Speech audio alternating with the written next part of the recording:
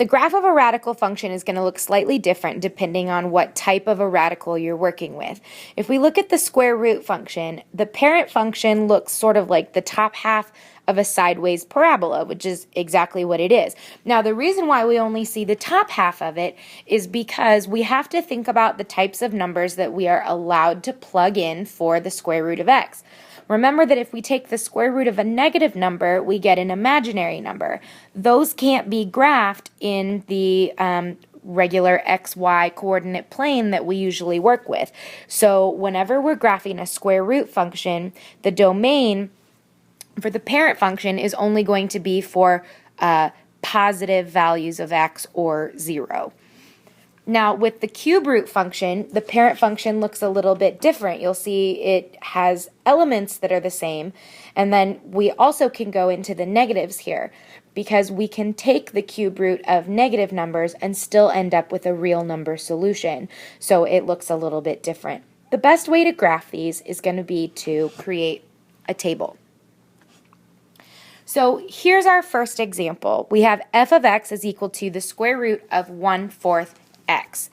Something that is really important, I think, when you're setting up to graph with radical functions is we want to pick numbers that are going to work out really nicely. And so if I'm working with a square root, numbers that I would want to plug in for x would be perfect squares. So I have 1, 4, 9, 16, 25, 36, 49, and so on. Those would be the types of numbers that I would want to plug in. Something else that I consider here is that since this is 1/4 x, I might want to pick values from that list that could be easily divided by 4, since that's what multiplying by 1/4 is going to do.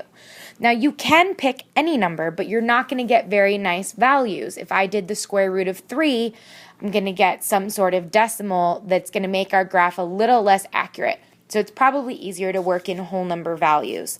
Remember that since this is a square root, we can only plug in positive values, so that's what we're going to make sure to work with. So I'm going to just set up an XY table. I'm going to start with 0, and then I'm going to pick other values that are going to work easily to multiply by 1/4 from my list of perfect squares. So 4 is going to be a good one, 16 is going to be a good one, and 36 would also work well. So let's work with those 4 and kind of see what we end up with. So for 0, if I do 1/4 times 0, I get 0, and the square root of 0 is 0. If I plug in 4, I'm going to get 1/4 times 4, which is 1, and the square root of 1 is 1. 16, 1/4 of 16 is going to be 4, and the square root of 4 is 2. And 1/4 of 36 is going to be 9, and the square root of 9 is 3. So there I have 4 really nice, neat whole number values, so that works out a little bit nicer for us. So when I go to graph this, I'm going to go ahead and just plot those points on my axes. So I have 0, 0, 4, 1, and then 16, 2 is going to be way far off, but what that does tell me is that I'm not going to pass a y value of 2 before I get to the edge of my graph. This is not going to be a straight line, it's going to be a curve, but so it's going to go like this.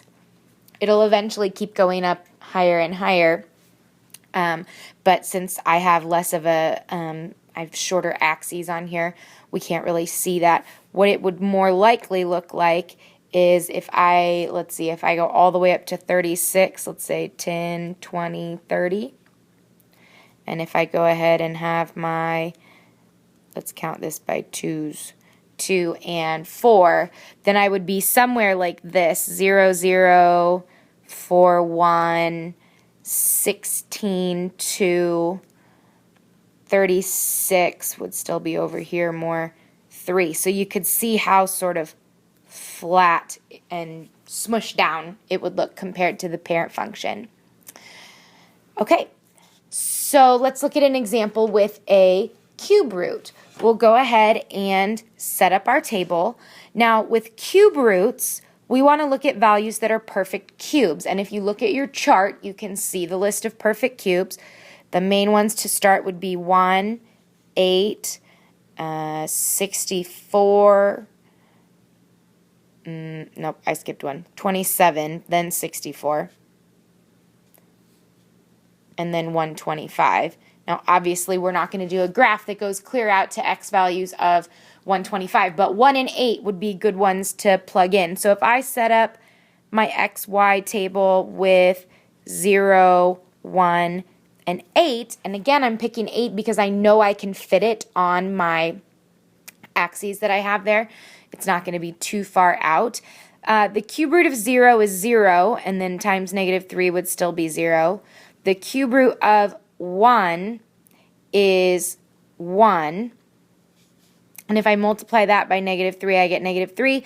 The cube root of 8 is 2. 2 times -3 is -6. Now, one thing that you want to be careful with on this is that we don't want to only do positive numbers. So I'm also going to do -1 and -8. It probably would make more sense to set your table up -8, -1, 0, 1, and 8. But it doesn't matter. We're going to graph the ordered pairs, so we'll get there one way or the other. And so the the cube root of -1 is still -1.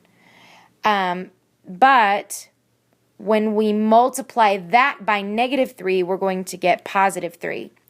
And the cube root of -8 is -2, so when I multiply, I'm going to get +6. So if we graph these points, we have 0, 0, 1, -3, 8, -6, and then my negatives are over here, so that's -1, +3, and -8, +6. So we see we're sort of getting that little roller coaster looking kind of graph that looks like that.